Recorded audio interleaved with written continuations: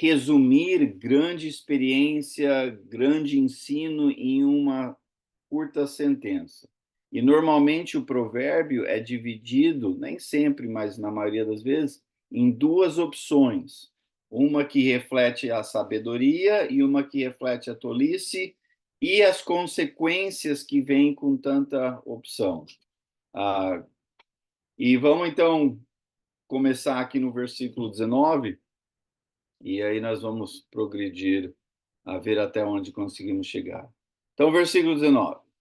Um irmão ofendido é mais inacessível do que uma cidade fortificada, e as discussões são como as portas trancadas de uma cidadela. Então, aqui tem dois exemplos que, na verdade, ilustram a mesma coisa, para se fazer um contraste e comparação.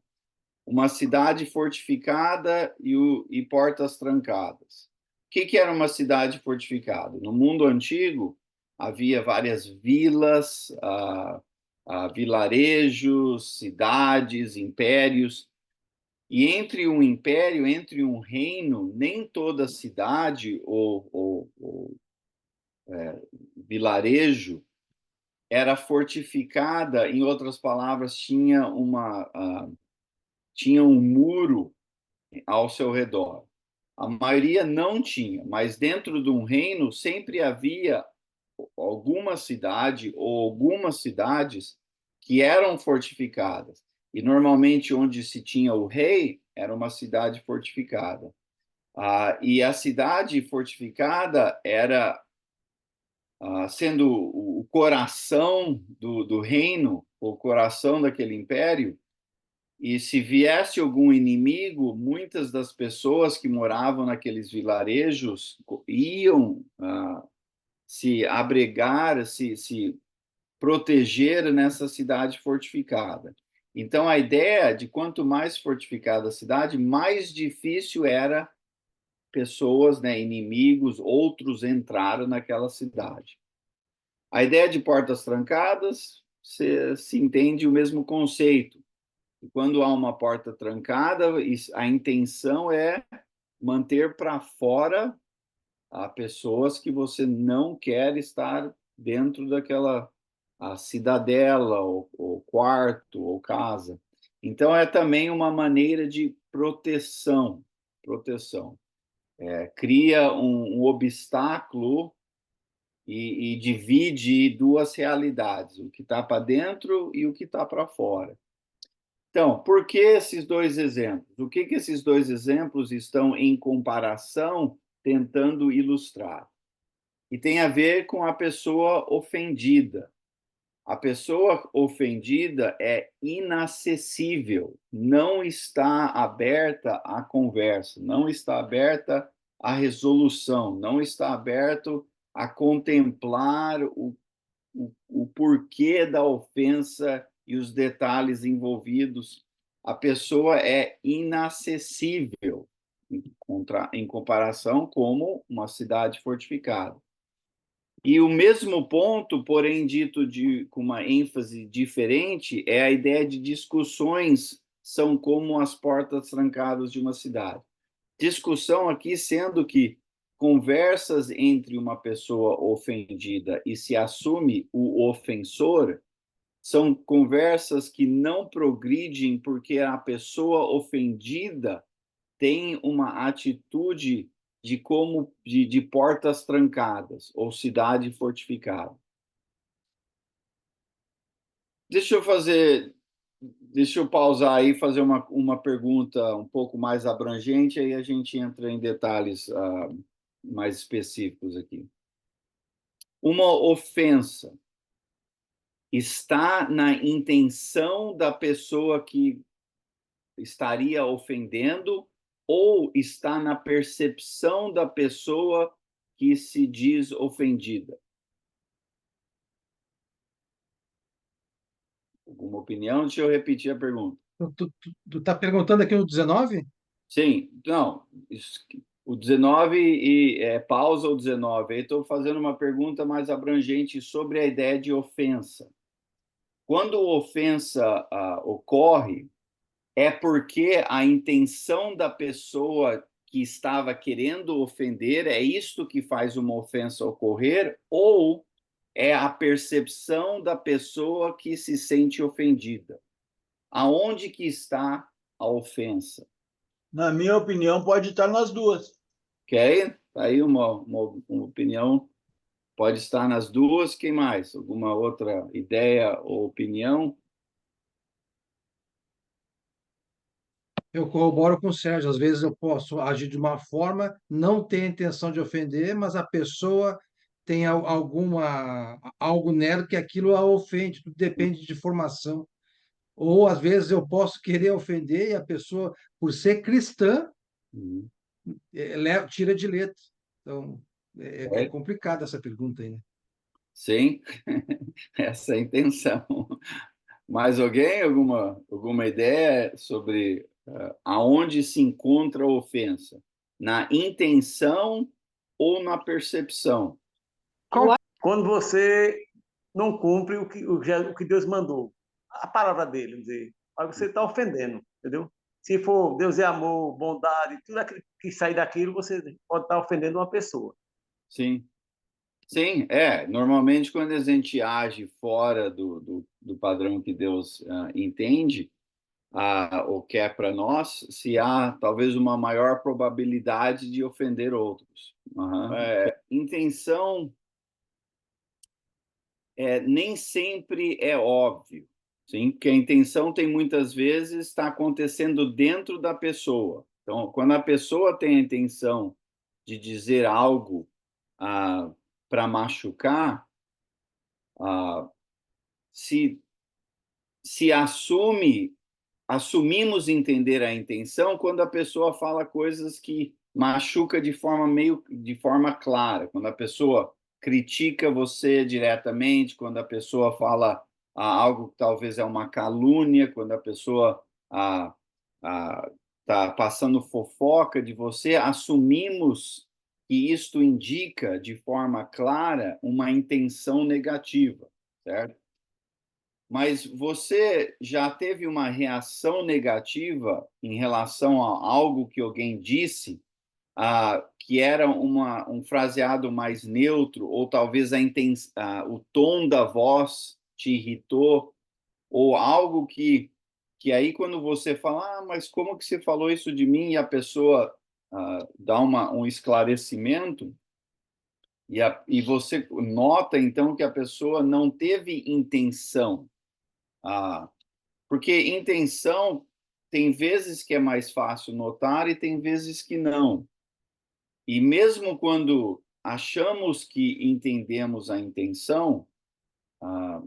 a intenção não é sempre clara. A pessoa pode falar coisas, pode criticar e ter muito pouco a ver com você, e é mais uma expressão de alguma fonte de dor e trauma e complicação na vida da pessoa. Em outras palavras, a pessoa pode ter tido uma briga, sei lá, perdeu o emprego, recebeu notícia ruim, a esposa está tendo um problema com a esposa ou o marido, e aí você interage com aquela pessoa e diz algo neutro, e a pessoa age de forma bem dura em relação a você, e você se ofende.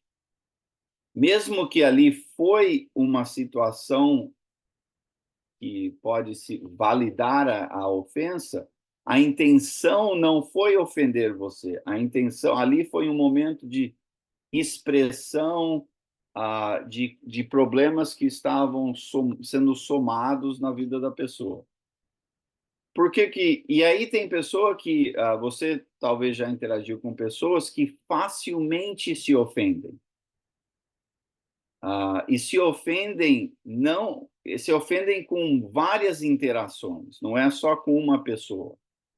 E então o problema ali tem mais a ver com a percepção da pessoa, e aquela percepção deve ter um porquê atrás disso. Aquela facilidade em ser ofendido tem porquê atrás disso. E muitas vezes tem quase nada a ver com a pessoa que eles perceberam ofendê-los. Por que eu estou tentando enfatizar esses detalhes? Para mostrar para vocês que não é simples essas interações. Que temos que ter a paciência e cautela em assumir que sabemos a intenção. Em contraste, temos que ter coerência e responsabilidade em não tentar ofender os outros. Mas tanto, que nem eu falei, a interação, tanto a ofensa está numa coletânea dessas interações. A ofensa, sim, pode ter intenção de ofender e a ofensa também pode estar na percepção da pessoa que está ofendida. A ênfase do provérbio é que há pessoas que estão ofendidas que, por motivos que for, não estão abertos à resolução, não estão acessíveis à conversa, não têm interesse em progredir e resolver o problema. E isto, em si, é um sinal de tolice, ou pelo menos a ausência de sabedoria. Porque a ênfase da história bíblica é em resolução de problemas que se manifestam em relacionamentos. Na minha opinião, o grande problema da humanidade é relacional. Por causa dos sussurros da serpente, o ser humano repôs o relacionamento que tinha com Deus, e por causa desse rompimento de relacionamento com Deus, há um rompimento de relacionamento, há uma distorção de percepção do si, do próprio, e que necessariamente se manifesta em problemas relacionais com o outro. Por isso que Jesus, em resumo, diz: amor a Deus e amor ao próximo é o miolo do que a história bíblica está tentando resolver.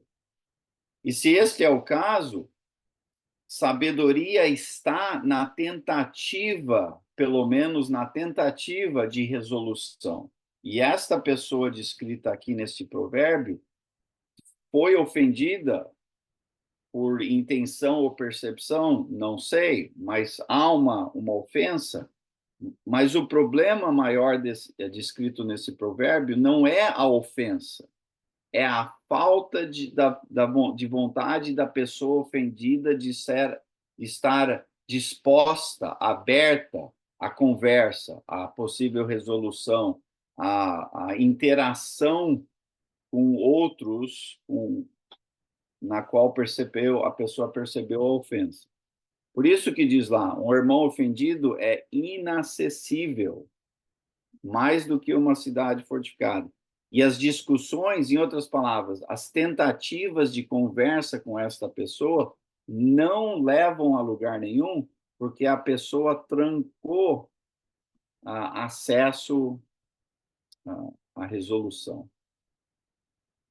Pergunta, comentário sobre o versículo 19 em específico? Então, essa pessoa,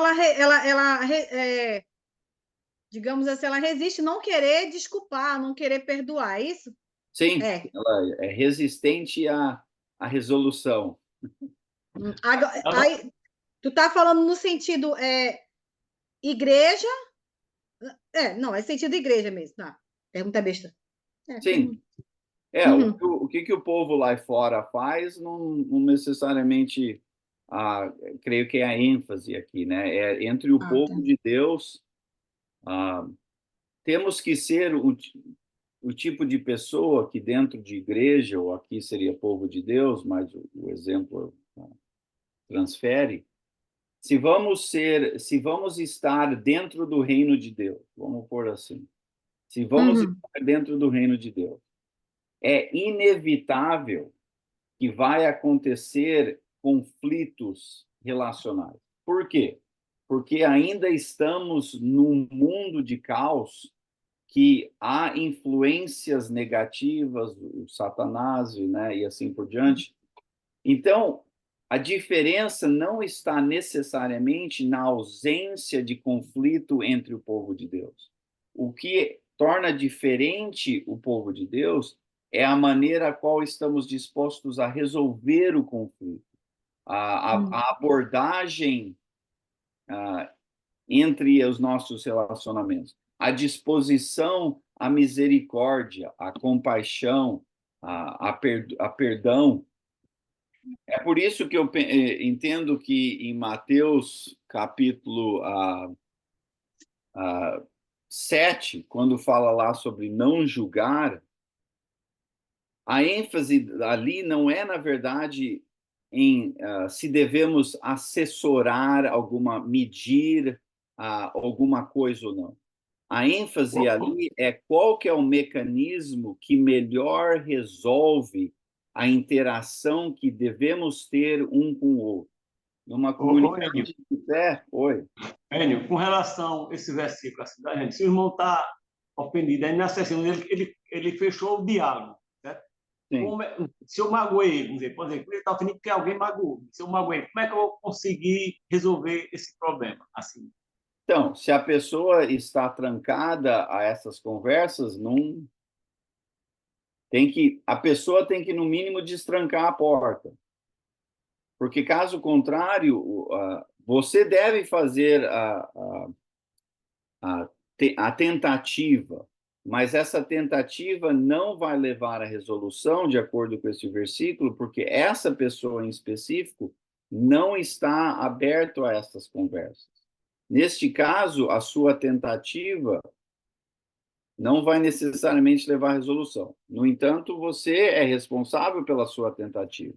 A pessoa aqui tem que ser responsável, a pelo menos estar aberta à conversa, à possível resolução, ao diálogo. Então, você faz sua parte e a pessoa tem que fazer a dela. O que mostra, mais uma vez, que raramente problemas relacionais são exclusivamente 100% causa de uma pessoa. Sempre há uma dinâmica relacional. E essa dinâmica quer dizer que ambas as pessoas contribuem ou ao problema ou à resolução. E cada um tem que, então, fazer a sua parte e reconhecer a sua contribuição e progredir a resolução. Vamos lá, o Giovanni e depois o Fábio. Vi uma explicação. Quando pedimos perdão para alguém, não devemos esperar receber o perdão. Pedimos perdão porque reconhecemos e estamos arrependidos do nosso erro. Se a pessoa perdoar, é uma graça. Se ela não perdoar, a nossa parte a gente fez. Reconhecemos o erro e pedimos perdão. Agora, a outra parte cabe a ela e não a nós. Né? Se ela perdoar, recebemos a graça. Se ela não perdoar, paciência. Sim, é uma dinâmica relacional que envolve ambos. Você faz sua parte de pedir perdão e faz a sua parte de pedir perdão e agir de forma diferente do outro lado desse perdão. Mas aí a pessoa perdoa ou não perdoa, fica a responsabilidade da pessoa. E você faz sua parte, porém fica difícil ter uma resolução e do outro lado dessa interação, dessa sua tentativa, há um reconciliamento, porque a pessoa não estava disposta a aceitar. E ok, quer dizer, fica a responsabilidade da pessoa. Assim também como o outro lado da moeda, Deus nos chama e Jesus ilustra que devemos ter a disposição de perdoar, mesmo se a pessoa não pede perdão. O motivo disso é para que, então, estou agindo da forma que Deus age referente a mim. O perdão é oferecido. E assim também eu não seguro mágoa, eu não tenho vontade de retribuição, Mas isso não quer dizer que o relacionamento está resolvido, porque se a pessoa não reconhece a sua contribuição ao problema e a pessoa não está disposta a pedir perdão, não tem como ter um relacionamento com aquela pessoa. Que a pessoa provavelmente vai continuar te machucando e assim por diante, assim por diante. Mas tanto um lado da moeda ou outro, devemos fazer a nossa parte ou estamos dispostos a fazer a tentativa da nossa parte. Mas, mais uma vez, numa situação de quem está no reino de Deus, o objetivo é resolução, mesmo que não sempre é possível, mas o objetivo é resolução. E esta pessoa aqui em específico, ou esse tipo de pessoa em em versículo 19, não está aberta a essas tentativas. Ok. E olha, mais uma vez, raramente qualquer um de nós interagimos num momento exclusivamente focado nos detalhes daquele momento. Cada um de nós traz consigo o nosso passado, que se manifesta no nosso entendimento e percepção do presente. Então, quando eu estou tendo uma conversa com alguém, no presente, eu não só estou filtrando o que a pessoa está dizendo no momento. Tudo aquilo está passando pela minha percepção, que é uma coletânea de eventos passados. Então, é possível que a minha reação no presente tem mais a ver com um trauma passado, por exemplo, do que necessariamente ou exclusivamente com o que está se desvendando no presente. Se cada um de nós tem um pouco da humildade de ter esse reconhecimento, eu creio que as nossas interações presentes vão ter um pouco mais de misericórdia, paciência e um pouco mais de cautela. Assim também, se temos essa percepção de quando referente às outras pessoas, muitas vezes a pessoa fala algo naquele momento e você, nossa, que coisa estranha, que pessoa horrível, a gente começa a julgar. Mas se a gente parar para pensar, imagino que tem mais atrás da história do que aquele momento, e isso talvez crie em nós uma tendência a sermos não tão facilmente ofendidos quando temos esse reconhecimento. Em outras maneiras de dizer isso, em capítulo 9 de Mateus, quando diz lá que Jesus viu as multidões com compaixão, porque ele reconheceu que elas eram, o que era? Harass.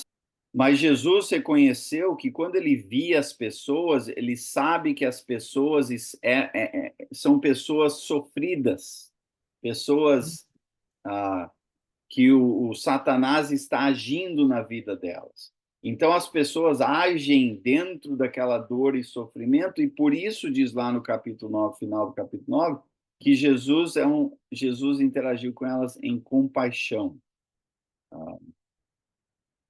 Então, ok. Vamos lá, versículo 20. Fábio? Oi, Júnior. O Eduardo falou que está escrevendo aqui no chat porque o microfone está quebrado. Tem uma pergunta: é possível perdoar, porém não deixar espaço para que ocorra outra vez o problema? Sim. Sim, não.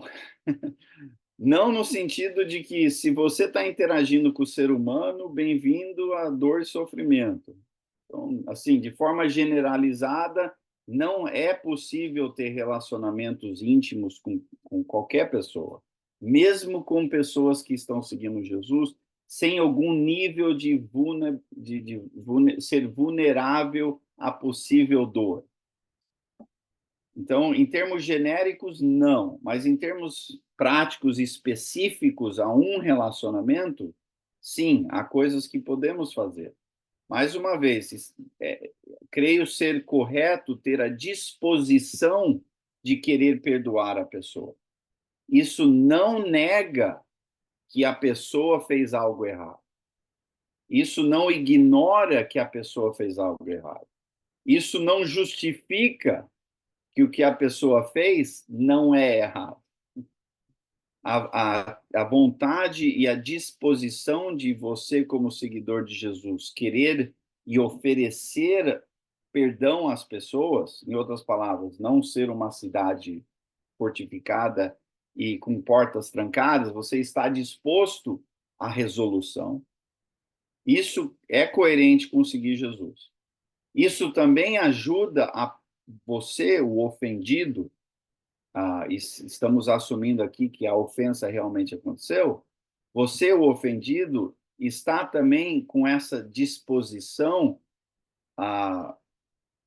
processando a sua dor, processando a sua ofensa, tentando minimizar a sua mágoa, minimizar a sua vontade de retribuição, né? Sua vontade de vingança. Isso tudo é para o seu benefício. No entanto, mesmo com tudo isso, se a outra pessoa não está disposta a reconhecer a sua ofensa, não está disposta a corrigir as suas ações, não está disposta de te tratar de forma diferente, aquele relacionamento não precisa continuar da maneira que era antes. Você não precisa estar naquele mesmo nível de intimidade que estava antes. Você pode ainda assim tratar com respeito, se a pessoa precisa de ajuda, mesmo que fosse um inimigo seu. Devemos tratar com amor, respeito, se dá para ajudar, ajudamos. Nesse grau, sim. Mas não quer dizer que você tem que manter aquele mesmo nível de intimidade e relacionamento com aquela pessoa, porque ela não está disposta a fazer a sua parte. Então, você faz a sua, e, e parte do que, então, resta a você é não ficar se expondo àquela dor. Você não ficar deixando a pessoa te machucar e magoar, porque você insiste, vamos dizer assim, está naquele mesmo nível de relacionamento. Não sei, expliquei ou confundi? Ok, versículo 20. Do fruto da boca enche-se o estômago do homem, o produto dos lábios o satisfaz. Em outras palavras, há grande poder no que falamos, há grande poder no que expressamos, há grande poder na interação que vem pela comunicação. E temos que ter essa consciência que da nossa língua, né, em Tiago fala isso, da nossa língua sai coisas boas e elevamos a Deus, do mesmo dia sai coisa que é do Satanás, que machuca, ofende, critica e assim por diante. Então temos que saber o poder deste órgão, né, o poder deste mecanismo, e usá-lo com consciência, e notar a tendência ou a possibilidade de ser algo tão poderoso, que pode satisfazer a pessoa. O que você fala pode trazer águas mansas a uma pessoa que está em tempestade. O que você fala pode destruir a autoestima da pessoa. Então, tanto um lado ou outro, precisamos entender este poder. Continuando nesse mesmo linha de pensamento, versículo 21, a língua tem poder sobre a vida e sobre a morte. Bem, resumo o que eu acabei de falar. Os que gostam de usá-la comerão do seu fruto. E eu acho que a implicação aqui é tanto a vida ou a morte. Se você gosta de usar a sua língua à destruição, você vai engasgar nisso. É isso que você vai comer. O que você joga lá, né? O que você põe, volta a você. E aqui, a ideia de fruto, talvez te conecta, talvez a intenção é conectar o leitor a Gênesis, que em Gênesis há dois tipos de árvores na qual você pode comer. A árvore da vida, que continua dando vida ao ser humano, que vem da presença de Deus em Gênesis, ou a árvore da escolha, E aquela escolha traz morte. E o fruto na qual você escolhe é o fruto que você vai refletir em sua experiência, tanto vida quanto morte. E não só isso, o que você escolhe fazer com a sua comunicação traz vida ou morte a outros. Literalmente, provavelmente, o literal aqui não seria assim uma conversa qualquer, né, onde você realmente demanda a morte de alguém. Mas em termos espirituais, emocionais, relacional, pô, isso aí acontece todo dia. Ou você usa a sua língua para coisas que produzem relacionamento, a vida, paciência, paz, ou você está pondo fogo nas coisas. E tem irmão, irmã que acha que pôr fogo nas coisas, que falar mal dos outros, que criticar, é o talento deles. E é infeliz isso, porque sabemos que esse tipo de consequência com esse linguajar vem do Satanás, né? E se você pensa que, mas quem segue Jesus nunca faria isso, pô, os próprios líderes religiosos de Israel, ou alguns deles pelo menos, Jesus disse a mesma coisa. Vocês, o seu pai é o Satanás, é o diabo. Pô, mas os caras eram líderes religiosos de Israel, clamando ser representantes de Deus. E eles eram agentes da morte, né? Serpentes, como que é? Víboras, como que é a expressão lá que Jesus critica? Raça de víboras? Isso, então. Temos que ter esta cautela. Isso aqui não quer dizer que... não, vou parar aí. Temos que ter esta cautela e esse reconhecimento. Versículo 22. Quem encontra uma esposa encontra algo excelente, recebeu uma bênção do Senhor. Creio que é implícito aqui uma esposa sábia. Tema do livro, as opções no livro é ou sábia ou tola. Claro que não é a esposa tola.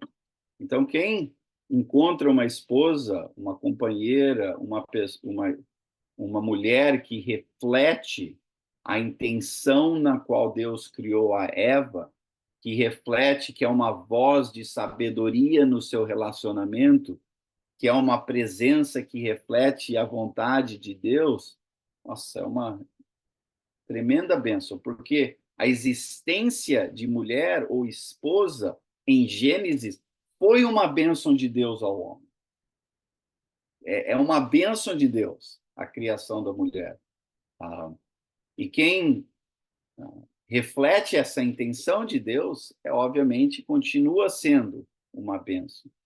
Por que a ênfase em esposa? No meu entendimento, e alguns aí que eu tenho lido que estudam esse tipo de coisa, Provérbios foi ajuntado, coletado e feito no que temos aqui hoje, como um mecanismo de instrução a ser usado primeiramente a jovens homens que estavam sendo treinados à posição de liderança no governo. Sendo assim, a ênfase, então, é nesses jovens acharem esposas e refletindo a vontade e presença de Deus. Sendo que hoje não usamos o livro exclusivamente assim, e tenho também, creio que Deus teve intenção mais abrangente com o uso desse livro, para nós em específico, podemos usar tanto a esposa como o marido aqui. Mas a comparação de bênção faz sentido em específico com a esposa, porque em Gênesis 1 e 2, a esposa foi criada como uma necessária presença e então uma bênção ao relacionamento homem e mulher, refletindo a presença de Deus e assim por diante. Mas podíamos, para benefício atual, usar a palavra cônjuge. Devemos ser pessoas que refletem a palavra, vontade e propósito de Deus. E sendo assim, em qualquer relacionamento nossos, vamos ser uma bênção. ou podemos ser descendências da serpente e ser uma presença de destruição, caos e conflito, morte espiritual, relacional e assim por diante. Ok, versículo 23. O pobre implora misericórdia, mas o rico responde com aspereza.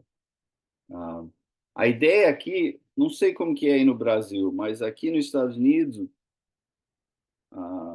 justiça social é um tema tenso, é um tema que está bem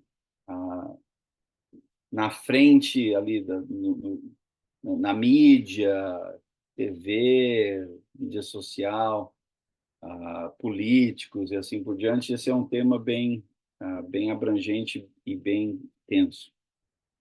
E uma das maneiras de se abordar aqui, pelo menos essa discussão, é pessoas de forma crítica dizer que há pessoas, normalmente nessa discussão, pessoas, homens brancos, ricos, que são pessoas com privilégio. E quem tem privilégio tem uma vida melhor, e quem tem privilégio é parte do problema, na discussão aqui nos Estados Unidos. Tenho certas opiniões sobre esse assunto, mas aqui em específico, Deus está dizendo de que as pessoas que têm riqueza, podemos usar a palavra privilégio, têm como responsabilidade ajudar os outros. Isso faz parte do que Deus tem em mente quando você tem privilégio, seja lá qual o seu privilégio. E há pessoas implorando ajuda, necessitando ajuda. E tem pessoas com a capacidade de ajudar, que infelizmente, por vários motivos, seja lá qual forem, nenhum desses motivos seria a sabedoria de Deus, não estão com vontade de ajudar. Muitas vezes, ao contrário, eles não só não ajudam, eles agravam o problema. Isso não quer dizer, eu vou te dar um exemplo específico. Um irmão na igreja lá em Curitiba, quando eu morava lá, então já faz anos, provavelmente nem saberia quem que era. Era uma pessoa com certos fins, fundos, né, com certos recursos financeiros, e tinha um carro bom, novo, custava um certo valor alto. E teve um irmão que, conversando a respeito desta pessoa, disse: olha, se essa pessoa fosse mesmo cristão, venderia aquele carro dele, comprariam muito mais barato e daria todo aquele dinheiro para ajudar os pobres. É bom quando a gente consegue pensar e dar a responsabilidade a outros. E aí, dentro dessa conversa, um outro irmão virou para esse pessoa que estava falando isso e falou: ó, você tem 2 carros, não tem? Não são do mesmo valor que aquele irmão, mas por que você não vende um? Pega o ônibus e dá aquele dinheiro para ajudar outro. O irmão fez uma cara feia e saiu da conversa. A ideia aqui não é usar esta frase em julgamento de quem tem dinheiro ou não tem dinheiro. A ideia aqui é, se você tem a oportunidade de ajudar pessoas, seja com dinheiro, e podemos ir mais abrangente, com o seu tempo, com palavras de encorajamento, com hospitalidade, com a habilidade de visitar a pessoa que está em hospital, ou você sabe que tem irmão que talvez está com problema de depressão, você vai lá, visita, leva um bolo, vamos ir andar, dar uma volta no quarteirão junto. Seja lá o que você tem para contribuir, você devia ter a percepção, em sabedoria de Deus, como eu posso usar os benefícios que Deus tem me dado para ajudar um ao outro. Esta seria a atitude correta. Especialmente aqui, porque há pessoas implorando por ajuda. E não só ajuda financeira, misericórdia, a ideia de tirá-los daquela situação tão difícil. Então, é importante notar, mais uma vez, não exclusivamente tem que ser dinheiro. Podemos ajudar de várias formas diferentes. Tem alguns exemplos que eu dei e tenho certeza que você consegue pensar em vários outros. Versículo 24, e aí vamos concluir com o 24 aqui, e aí a gente começa no próximo capítulo, semana que vem. Quem tem muitos amigos pode chegar à ruína, mas existe amigo mais apegado que um irmão. Ué, no geral, não é bom ter amigos? Sim, tem 1000 estudos que mostram, e creio que o bom senso, e assim como a história bíblica, fomos criados para sermos seres relacionais. Creio que aqui, no entanto, se há um contraste da palavra usada amigo, na primeira frase, e a palavra usada aqui, amigo, como um irmão. Em outras palavras, se está contrastando dois tipos de amizades. Você pode ter vários amigos mais superficiais. Não quer dizer que não sejam amigos, mas você pode ter muitos relacionamentos em níveis superficiais que, na hora que você precisa de ajuda, onde a ruína está vindo, ou as coisas estão caindo, ou a situação está se complicando, estas amizades não são profundas o suficiente para intervir, para ajudar, para encorajar. Mas entre a ruína, em momentos de grande tristeza, dor, dificuldade, problemas, é aí que se nota de forma mais visível um relacionamento, ou dois relacionamentos, um número menor de pessoas que não são só seu amigo, te tratam como se fosse um irmão. E a ideia aqui se encaixa muito bem na ideia de família em Deus, né, ou que chamamos de igreja, porque devemos ser família um para o outro. Então, ter amizades abrangentes, ok, beleza. Mas ter pessoas em nossas vidas que estão dispostas e tomam e agem e se investem e te encorajam e te choram com você, que estão ali naquele momento de dificuldade, esses relacionamentos precisamos. Isso, sem dúvida, é importante e também devemos ser esse tipo de pessoa. Devemos ser amigáveis a maioria, se não todos. Mas precisamos ser do tipo de irmão que está disposto a estar ali junto à pessoa. Isso ainda é mais coerente com a presença de Deus. É sermos esse tipo de relacionamento. E, mais uma vez, infelizmente, isso é mais notável em situações de sofrimento e dor e tragédia. Porque quando está tudo bom, a gente está lá com um monte de amigos, vamos dizer assim.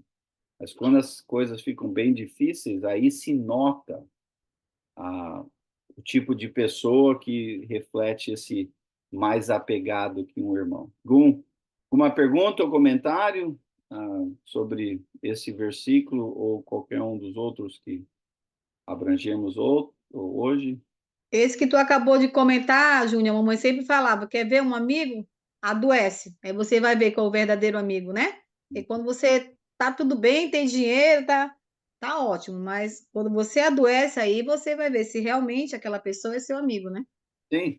E eu até diria, só para qualificar mais ainda, pode não ser nem que aquelas outras pessoas não são ainda amigáveis a você. Mas o tipo de presença relacional que vai fazer a diferença em momentos de dificuldade é a pessoa que é mais apegado que um irmão. Então, os Verdade. outros amigos podem ainda até ser seus amigos, de forma superficial, mas a Uhum. pessoa que vai fazer algo mais intencional, que vai lá junto com você, que vai te ajudar, que vai chorar junto, isso é o tipo de pessoa que é além desse Além, né? tipo de amizade, é além. Uhum. Ah, Verdade. e tem também amigo que, assim que complica, some. Aí não é amigo, nunca, talvez nunca nem foi. Mas muitos ainda continuam amigáveis. Mas há pessoas que são além, mais apegado que um irmão. E é esse tipo de pessoa que a gente devia tentar ser, e é esse tipo de pessoa que a gente devia orar e agradecer a Deus que põe em nossas vidas, quando as situações são difíceis, né? É. Obrigada. Mais alguém? Algum comentário, pergunta? Enio, eu estou há 5 anos, só fazer agora em agosto, no corpo de Cristo. Acho que o irmão tá bem mais tempo que eu e outros estão mais tempo que eu. É possível, eu não consegui depois que me converti, é possível ter amigo não cristão? Amigo que quer comunhão, quer Sim. envolvimento, né? Eu diria que sim, em nível dessa primeira frase. Temos, devemos ser amigáveis a todos. Devemos ser, se eu posso continuar usando essa palavra, amigáveis até a inimigos, né? Ah, e então não precisamos excluir qualquer relacionamento que não é cristão. No entanto, não precisamos ter cautela em deixar essas pessoas ter tremenda influência em nossas vidas. Isso é diferente. Nós podemos e devemos tentar ser uma influência nessas pessoas a todos esses níveis. Inimigo, colega, amigo, vizinho, né, da mesma cor, da cor diferente. Tudo isso nós devemos ter investimento e refletir a presença de Deus nessas nossas interações. É possível ter amizade neste nível, mais apegado que um irmão, com uma pessoa que não tem essa coerência e motivação e propósito que é para refletir a presença de Deus? Eu acho difícil. Não quer dizer que não tem pessoa, talvez até parente seu, que não te ama e que vai tentar te ajudar. Isso, ótimo. Se você tem esse tipo de pessoa e a pessoa não está nem aí com Deus, vamos dizer assim, eu agradeceria o investimento e a bondade e, né, o encorajamento num momento difícil, se essa pessoa está disponível a fazer isso por você. Mas eu diria que, de termos consistentes, conscientes, é difícil ter esse nível de relacionamento com alguém que não tem esta motivação. Que a diferença aqui não é nem só uma pessoa boa versus uma pessoa ruim. A diferença em Provérbios é uma pessoa que reflete a presença de Deus e a sua sabedoria e a pessoa que não tem essa motivação ou coerência. Então, aqui, a motivação é a presença de Deus e a sua sabedoria. Por isso, eu vou tentar ser esse tipo de pessoa, que é mais apegado que um irmão. E por isso você devia ser esse tipo de pessoa para comigo e vice-versa, vamos dizer assim. Não sei se respondi. Respondeu. Eu fiz essa pergunta, eu não busquei não ter o convívio com meus amigos do passado, depois que eu me batizei. Mas os propósitos e os fins eram diferentes a partir de então. Eu como Colossenses, busco o céu, coisas do alto, eles buscam as coisas do mundo. Então, foram se afastando.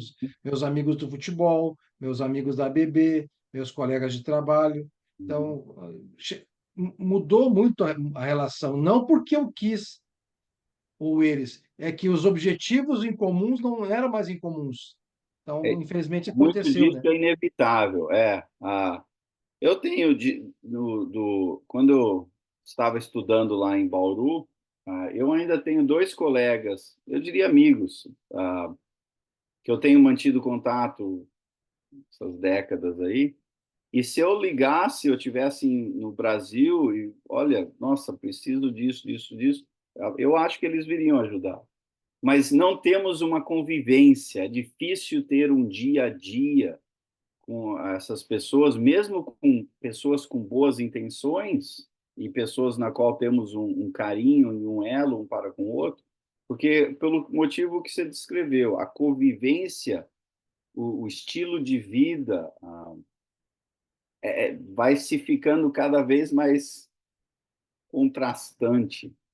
Então, sim, mas ainda jogaria futebol com meus amigos, assim por diante. Mas, inevitavelmente, esse nível de intimidade vai se diferenciando pelas maneiras a qual vivemos e pensamos e relacionamos e assim por diante. Mas dentro do reino de Deus, dentro da igreja, todos nós devíamos estar tentando ser esse tipo de pessoa. Não quer dizer que dá para você ser esse tipo de pessoa para toda pessoa dentro da igreja. Pô, eu vou numa congregação aqui que tem 600 membros. Tem uma igreja perto de onde eu ensino na faculdade, lá a Igreja de Cristo, que tem 2.000 pessoas. Não tem como você ser mais apegado que um irmão a todo mundo. 2.000 numa cidade? 2.000 só naquela igreja. Maravilha, hein? Ah, Bom, aí pode ter relações de namoro e casamento dentro do corpo de Cristo. sem Que dúvida. bom para os jovens, que bom, Hein? maravilha. Só o grupo de jovens daquela igreja é maior do que a maioria das nossas igrejas de Cristo no Brasil. Aqui, infelizmente, os jovens, para arrumar namorado, infelizmente, é no mundo, porque não Tem tem que casar opções, com né? Não tem. Jesus. Casar só com Jesus. É. O ponto. Então, o que eu estou querendo dizer com isso? Que não quer dizer que você tem como ser assim com todo mundo, todo dia, toda hora.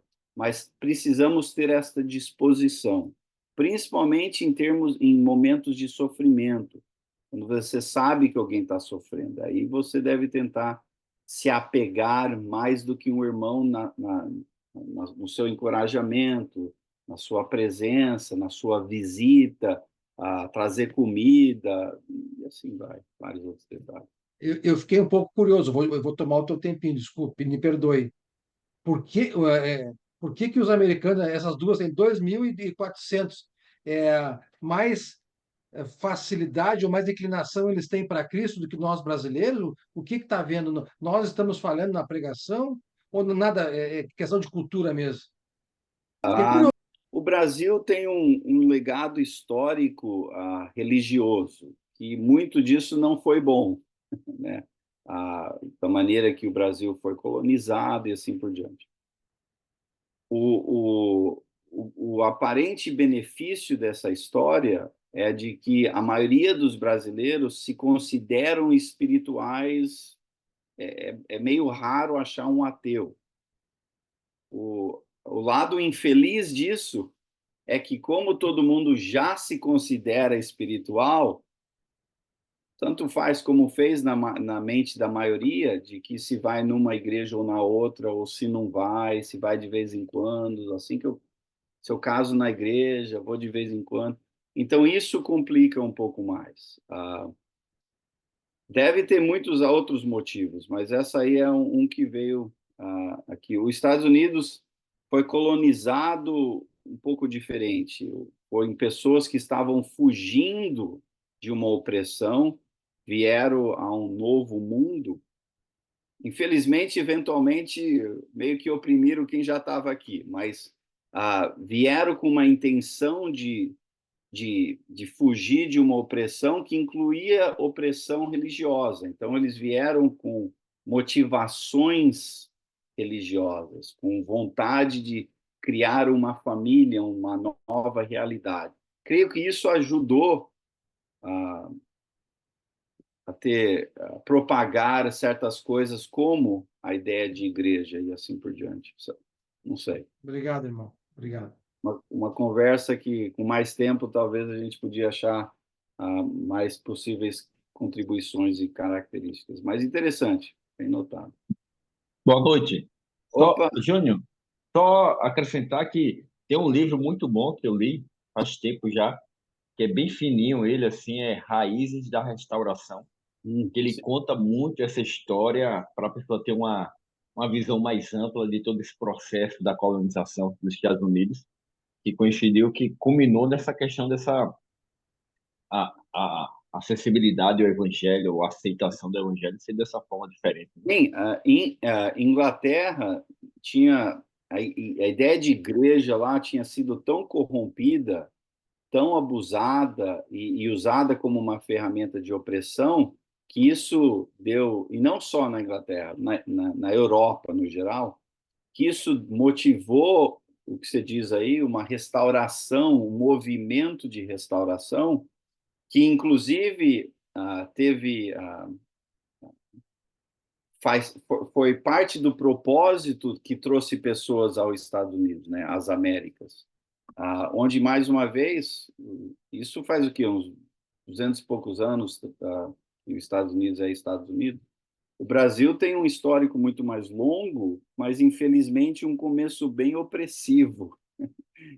E creio que religião meio que imposta, né? Então, creio que isso teve tanto algumas bênçãos, mas também muitas dificuldades notadas aí, né, em alguns resumos. E ótimo essa ideia desse livro aí, e parece ser uma boa ideia.